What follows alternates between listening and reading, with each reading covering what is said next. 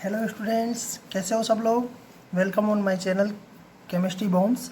मैंने आप लोगों को इसके पहले के वीडियो में आपके अनसैचुरेटेड हाइड्रोकार्बन्स, असंतृप्त हाइड्रोकार्बन्स को समझाया था। उसमें हमने कहा था कि असंतृप्त हाइड्रोकार्बन्स जो होते हैं वो क्या होते हैं, आपके किसी भी कार्बन और कार्बन के बीच में अगर आपके सिंगल बॉन्ड हो, ये कैसा बंद हो, एकल बंद, तो इनको तो हम लोग क्या कहते हैं, संतृप्त हाइड्रोकार्बन।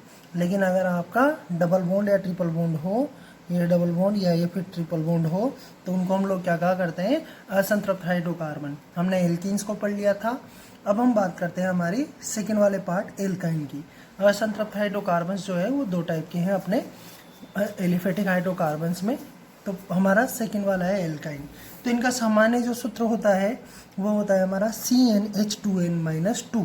हमने देखा था एल्कीन का क्या था, CnH2n था, ठीक है।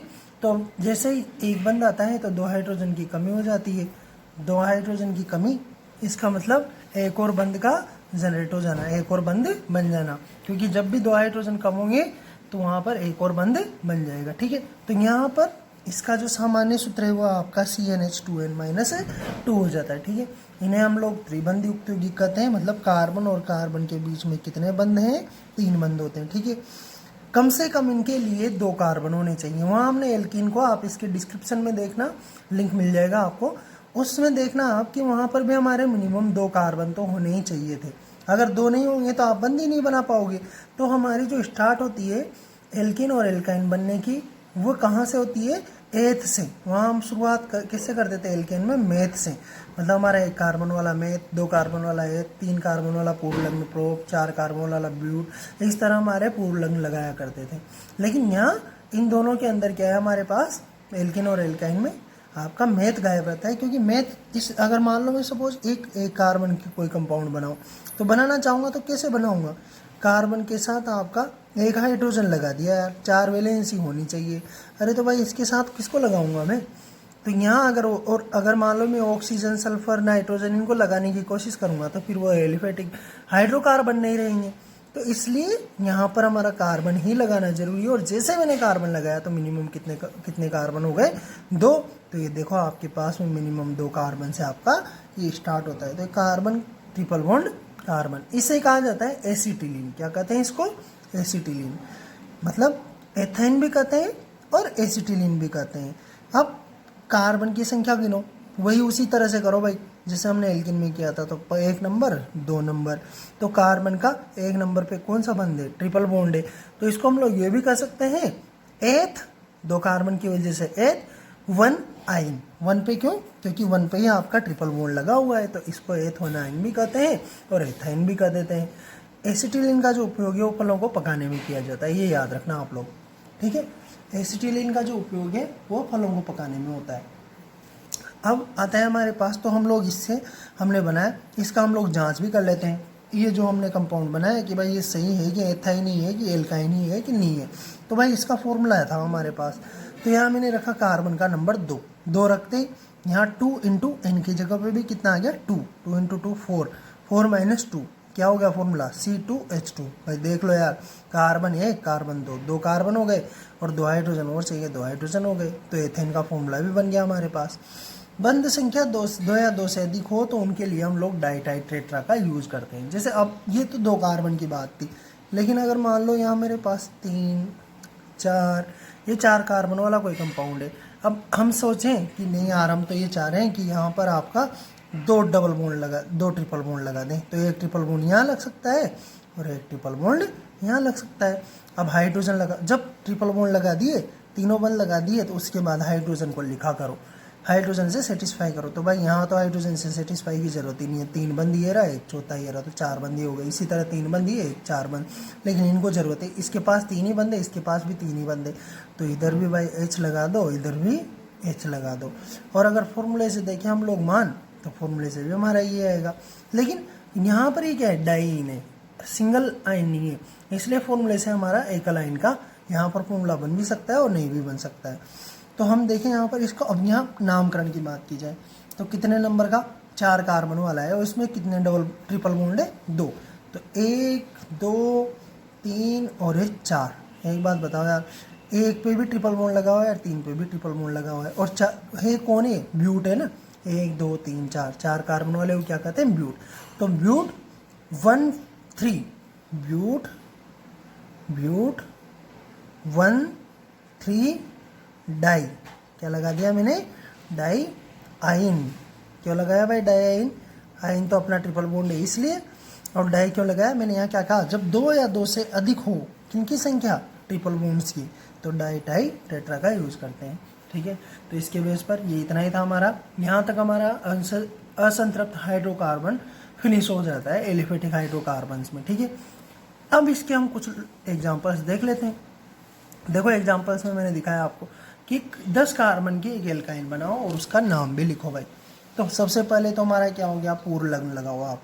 अनुलग्न क्या है इनका? आयन है ही सही।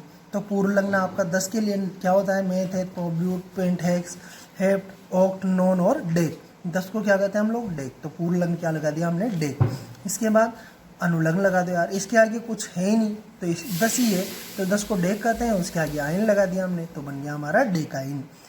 सूत्र लिखना है इसका, एल्काइन भी बनानी है, सूत्र भी लिखना है, तो भाई लगा दो यार। पहले आप 10 कार्बन लिख दो, ये 10 कार्बन मैंने 1 2 ऐसे करके लिख दी।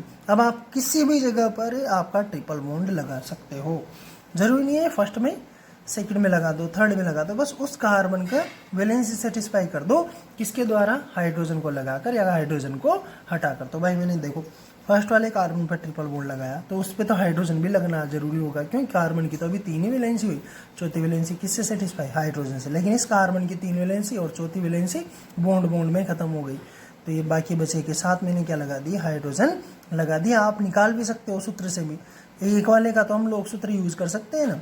तो ये देखो कार्बन लिखा मैंने 10, एन की जगह क्या लिखा? 10, 2 इंटू एन, एन की जगह फिर से 10 और -2 कर दिया, तो 10 दूनी 20, कितना हो गया? 20 में से 2 गए तो 18। तो देखो C10H18 गिन लो भाई, 1 2 3 4 5 6 7 8 9 10 11 12 13 14 15 16 17 18 हो गया।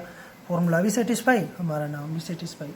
ठीक है, अब आपको क्या करना है? सबसे महत्वपूर्ण जो चीज़ है, अब आप लोगों को मैंने एक्सरसाइज दी है, आपको ये जो नंबर दिए हुए हैं इनकी एल्काइन बनानी है और उनका नाम लिखना है। जो 51 है, 18 है, 20 है, 40 है, 81 और 99 का। ठीक है, अगर आपने ये कर लिया 100% सारे आगे, इनमें से अगर किसी को कोई प्रॉब्लम आए तो मुझसे पूछो, आप बेझिझक पूछना कमेंट बॉक्स में।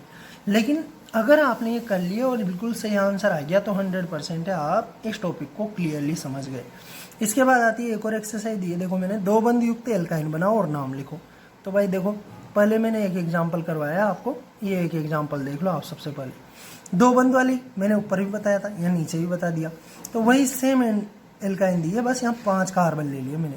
तो देखो 1 2, पहले तो मैंने क्या किया, 2 बंद की एल्काइन बनानी है, तो यहाँ मैं क्वेश्चंस पूछे हैं आपको, 15 कार्बन की भी बनाओ, 21 कार्बन वाली भी बनाओ, उनमें डबल बॉन्ड लगाओ, 2 जगह पे डबल बॉन्ड लगाने हैं आपको, और डाई डाई लिखना है। ठीक है, तो 21 का, 36 का, 27 का, 57 का और 76 का, ये सब करना है। लेकिन एक एग्जांपल के तौर पे सबसे पहले मैंने एक नॉर्मल 5 कार्बन वाली बनानी चाहिए। यहाँ जैसे 15 लिखा हुआ है ना, तो आप भी ऐसे 15 कार्बन लिख देना लाइन से। तो मैंने एक 5 कार्बन की बनाई, तो मैंने सबसे पहले 5 कार्बन लाइन से जमा दिए, एक कलबंद के द्वारा जमा दिया। ये देखो 1 2 फिर 3 फिर 4 फिर 5। ठीक है, फिर मैंने क्या किया, पहले वाले कार्बन पे आपका ट्रिपल बॉन्ड लगा दिया।